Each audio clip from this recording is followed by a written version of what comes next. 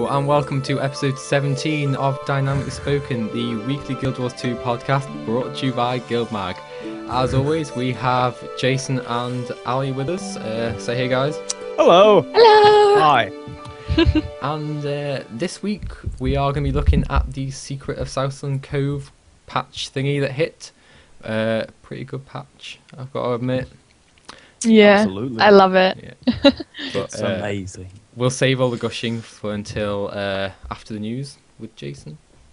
Take it away. Okay. As we said, Secret of Southland is here. We got patch notes. If you want to go check them out, they're on the Guild Wars 2 website. With the new patch, we got 6 new guild track locations, new achievements, jumping puzzles, and the World vs. World jumping puzzles were moved to a different map on the internal battlegrounds. That's all I can pick out from that. We also got some gem store additions. There's the Southland Crate, which is another one of those randomized things. You have the chance to get new items, materials, skins, or lots of money. I think. Probably not. You can also buy the Consortium Speed Boost in the gem store for a certain amount of gems, which will make you run faster. And you can also now buy minis. They're doing like a deal on every week. I think it's 1 mini per week. You can buy a mini. It's called Go Buy a Mini. And there's also a new dance pack, How to Dance Volume 1. I think there were some rumours about this a while ago. And now you can dance. We also got a secret post. Not secret. About an expansion pack being prepared by NCSoft. Yay! Last stand. We also got a bit of a rumour about, not a rumour, it's on the website. The last stand for Southland coming on May 28th. So I guess it's an ending of the Southland pack. It is only lasting 1 month, so there's that. There's also been a number of live streams over on the Guild Wars 2 Twitch channel. There's been one with which are tips for World vs. World squad members from Isaiah Cartwright. A stream regarding the crab tossing game and jumping puzzles, and finally they also gave us a tour of Southland, so you can check all of them out on the Twitch channel. Links are all in the notes, assuming Rohan puts them there. News. That was a big one. Yeah, just a quick correction. You said the gem store boost makes you run faster. Doesn't it? Makes you swim faster. Someone hasn't done their homework. Sorry. It even has a picture swimming at a person swimming at the front of the little. I just saw word speed boost and I was like, okay, I know what that is. Oh. Right, before we go on to the South Sun thing, one thing we didn't talk about last week was the finale to the Flame and Frost thing. Was anyone actually there for it, like, on the day? Like, did anything special happen? Because I just completely missed it, so I'm not, like... There weren't any live events, no. It was a bonfire, and the last achievement was basically what they added at the end was the bonfire with the special buff which everyone got. You got an achievement when you used the bonfire, and then they added a person in the prisons of the Black Citadel who kind of alluded to who your nemesis might be. So that was about it. Oh, so it wasn't revealed then? The whole... No, I was really under the impression that they would reveal it, and it seems like they're not going to reveal it until I'd imagine after Southland Cove? Yeah, I mean, Southland Cove ends at the end of the month, so obviously get another patch at the end of next month, so maybe it'll be in there. Yeah, I guess so. they're very... They've given, like... They're very, secretive about this person, because they made it sound like he would be part of this Molten Frost thing, but it looks like this storyline is arcing quite big, because the person in the prisons of the Black Citadel said, the woman from the city.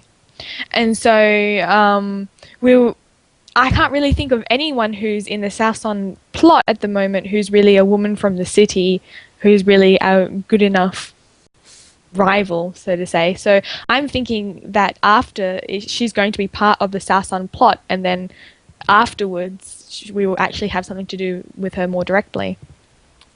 Okay. So let's jump into the whole South Sun thing then. For anyone who's not too sure about what it is or what you're meant to do, the amazing Dulphy has got a guide up for all the achievements, which I'll post in the show notes. That helped me. Yeah, I've been following it, so I wasn't really too sure. But since we have all played it, let's discuss it. Where should we begin? First off then, I think the thing that's, I wouldn't say the most apparent, but the visual changes that have happened to Southland Cove. Yeah, Oh, I that like makes me them. so happy. The atmosphere. It just felt like it was like I was like last time I remember it being this horrific place. I came back, it was a holiday resort. Yeah. It was amazing. I love that Pearl Islet place where it's just beautiful now, and it's like got tables and chairs and a nice overlook and like vendors and people in bathing suits. Little bar. It's like Lord Farron laying about. Yeah. With his budgie smuggler. They do not look pretty on a char. So yeah, it kind of feels like there's like a whole new life been brought to Southside now. It actually feels like you've got a reason to go there because there's I don't know. It's like, you know, there's NPCs and buildings, and before that, it's like, okay, what if you were like a role playing kind of person? Why would you actually go there in the world? You know, to go see some Karka? Nah. But no, that's not fair. I think they've done quite a good job with it, actually. I wasn't expecting I'm really happy with as it. much as they've done. I think every time I gain a level, I'm just going to go and celebrate there for an hour. Like, I'll have some cocktails. It really gave a sense of, like, development. Like, and it was just sort of, like, crazy how we might like take an island that was infested with monsters, and now it's like Tyria's best holiday resort. It's not quite. They're still being attacked by tons of things. That's a big point in the story, that it's not quite a holiday resort. But for us, since we can kill the stuff pretty easily, it feels really nice to be there. I love the bit where you go and it automatically takes you into your underwear, and you just run around being in your underwear. I love it. Like, woo! So crab toss is another thing that's been added. I haven't played that much of it because I'm pretty rubbish at it, but I think it's quite fun, actually. I haven't even had a chance to play it yet, but I saw the Twitch stream that I mentioned in the news where they were playing it. It looked like a ton of fun.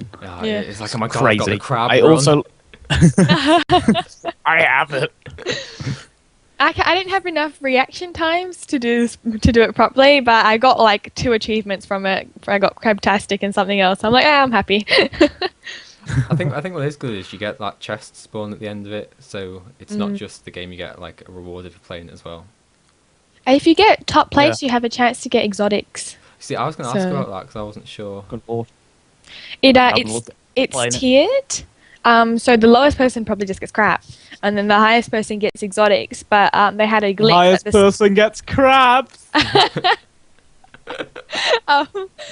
they had a glitch at the start where everyone was as if they're getting first place, and so everyone had a chance to get exotics and stuff like that. Oh, that's cool. But it's fixed now. Okay. The jumping puzzle thingy that you need to get onto that. What's it called? It's like an island, but it's got a name. I don't know. You need to do it to I'm rubbish at explaining things. You know, you need to suck up the plant things to collect the samples. Yeah, and there's one bit where you have to do like a jumping puzzle to get to like a little separate the steam thing. vent jumping puzzle. I think it'd be really good if they added like one more waypoint in the map. Anyone else think that? Where? Yeah, because it's just like I was trying to do the stuff like just in the middle because I find it like really hard when everything's contested to get around this. It's still fun. Where that they've added that new kind of like big walled fort with like jungle bits in it right in the middle of the map. They should have a waypoint there, but I think it really helped. Yeah. Yeah, I agree. So yeah, I'm for the whole thing. I think it brings me back to the point that I made like a few episodes ago about ArenaNet really being at their finest at the moment, showing what they can do when they really put their mind to it. And I think they've definitely learnt their lessons from the Flame and Frost stuff. But stop changing your camera. Just. Okay, I won't touch it. It really shows because we get everything at once now rather than getting little dribs and drabs. Yeah. Yeah, I like it. I like a lot. And also seems they have lots of different teams on different parts, because they mentioned that what they've put out this month was actually in development while Flame and Frost was on. Well, it must have been, but like earlier. So I think the fact that they have lots of different teams means that we're going to see this consistency now, which is great. Rather than those first 2 months.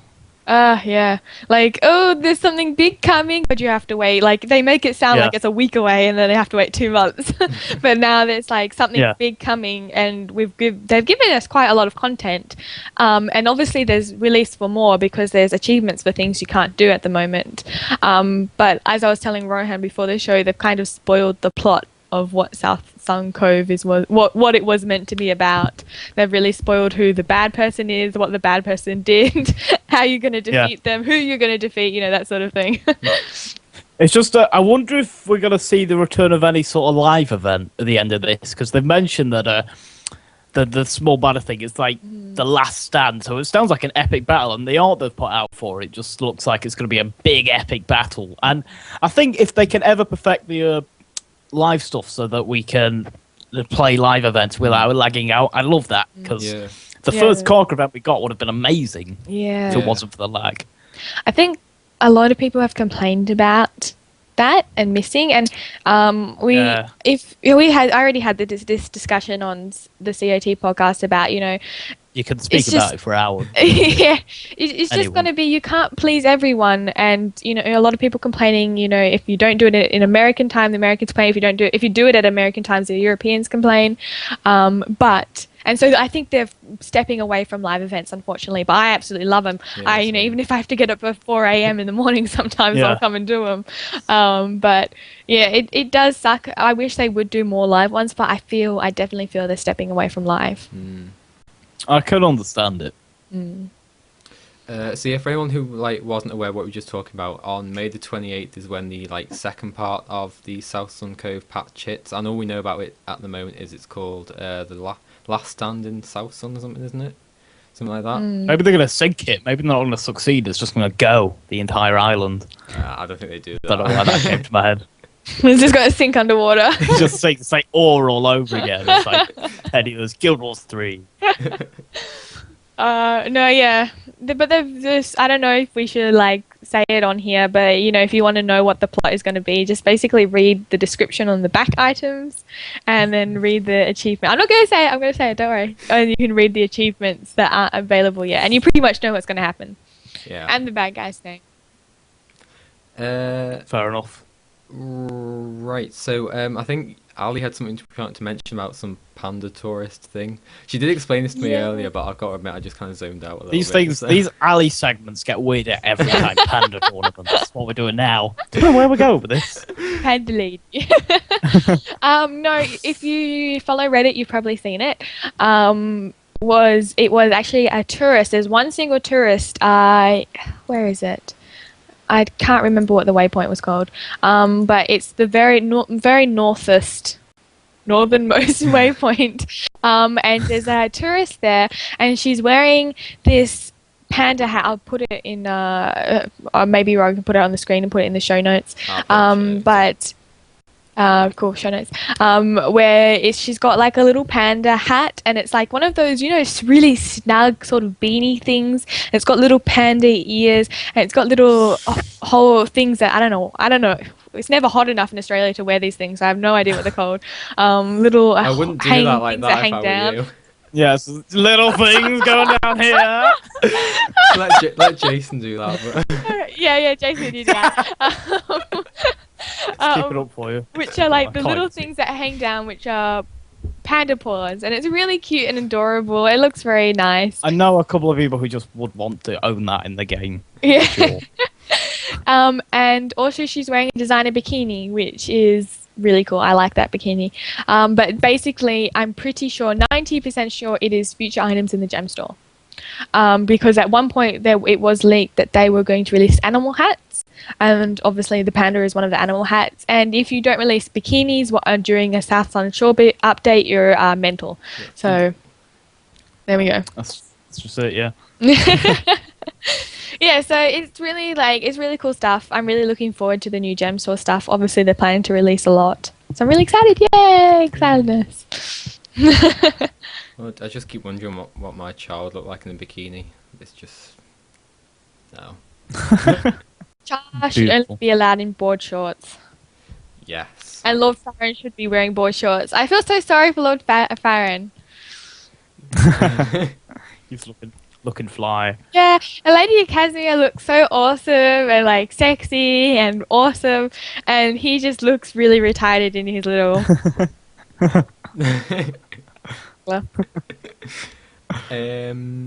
So, if anyone else got anything they want to mention about the Southern Cove update to Reno? Any more Can't questions, wait Boone? to see what happens on 28th of May. Not that I don't know what happens. Okay, so next month then is going to be the whole. Well, it would have been the Dragon Festival in Guild Wars 1. Guild Wars 2, they're calling Dragon. they're calling it the Dragon Bash. Ali's probably better explain this whole thing than I am, because once again, I just it's lost on me. So if you play Guild Wars 1, you know that the Dragon Festival was a festival in Cantha celebrating the dragon.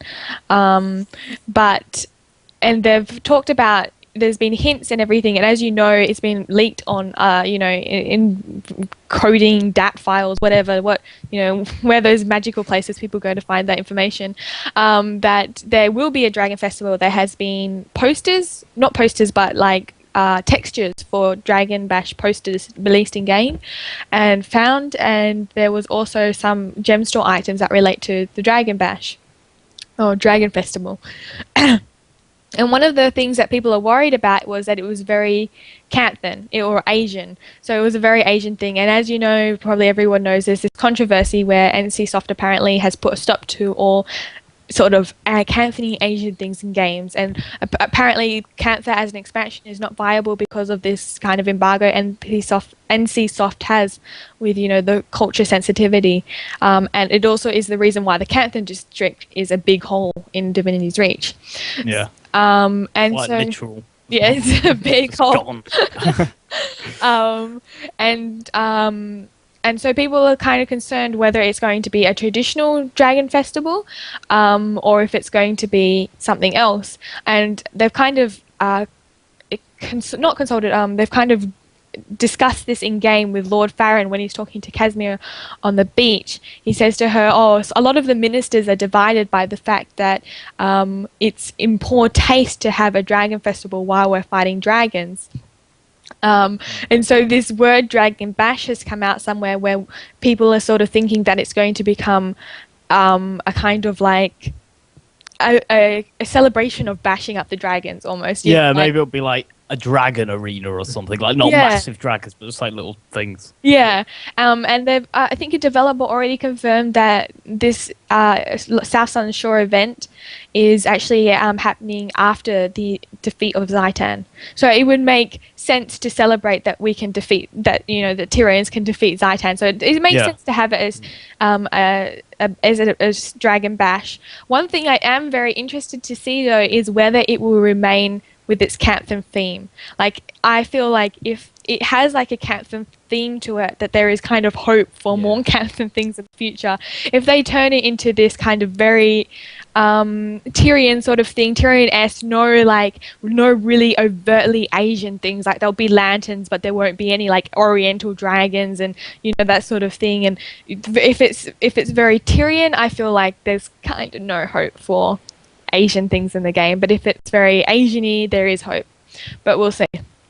In all honesty, I'm probably going to say it's going to be more Tyrian just because of the whole thing surrounding the Asian market kind of thing. But I don't know, I kind of live in hope that we will see some Canthan stuff. But it's very silly to have that since Canthan is its most popular, I reckon. Popular. Yeah. Well, it's definitely great. It's definitely well loved. Well received. I definitely think no matter what they'll do, it'll probably be a decent holiday event. So it'll be fun. Yeah.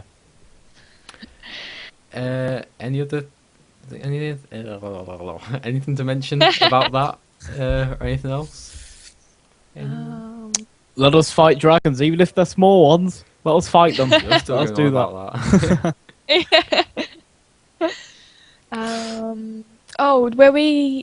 I think that's about it. Because regarding the group, what a boring way to end the show. Ali's mic is just Yeah, I thought that decided was to with kill me. itself. I have to cut Hello? this part out. Yay. There we go. There we go. Oh, yeah. Oh yeah, we can talk about the possible expansion that might be coming up. Yeah, okay.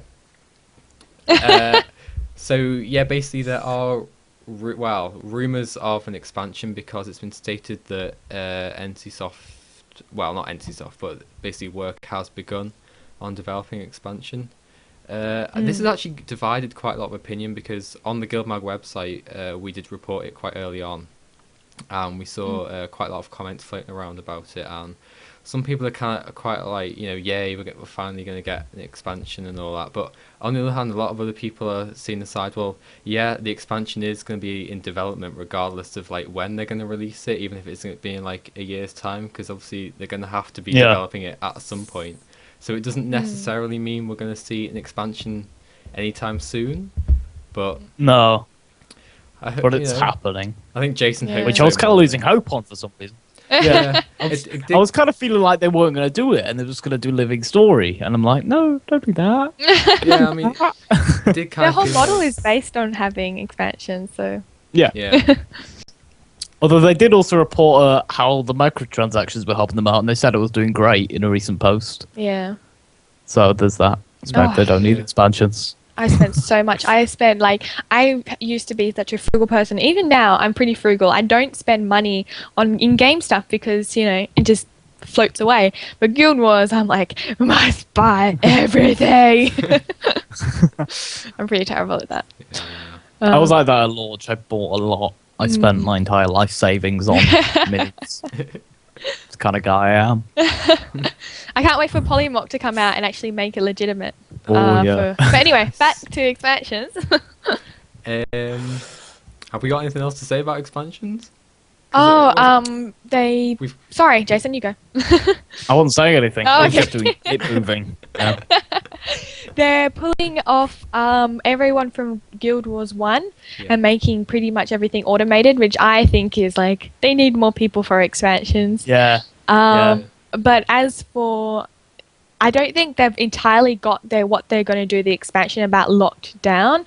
Even though a guy said, we're pretty much preparing for an expansion a developer said this on the forums, preparing for an expansion, but we're just looking for an opportune time to release it. So they're kind of giving mixed messages because also recently Colin Johansson said that someone asked him what would be a good expansion, and he said the jungle dragon in the Maguma jungles. Yeah, he was quite upset. I think that was our first confirmation of that dragon when that first came out. So it was like, okay, it exists. I'm up for that. hooray! I'm up for that, guys. Let's go on. Let's do it. So but ArenaNet is awesome at trolling us. So he could be like, I'll say that we don't even know, like that sort of thing. Maybe he is the dragon. Yeah. But I don't think it would take a long time for them to create an expansion because they have all the base work down. What needs to be done is the textures, the storyline, the voice acting, but they don't need to create a whole new game. So I think it wouldn't take too long to make. Obviously, what took so long on probably on Guild Wars 2's development was because when they started making it, they didn't have the systems to make dynamic events, so they spent so long on making these systems and building this world. But I think now that they have everything, it'll be a lot easier. And obviously, they're already refining stuff with the living story, so that might make the job easier as well. Yeah. One thing they said was they made the games as versatile as possible, so dynamic events can encompass so many aspects, and it's so malleable that you can change any situation. You don't have to set up this person go here, this if this happens, this the events already have that system in place, so it's very easy for them to create. Hopefully we'll see one soonish. I think about 6 months to a year. 6 months.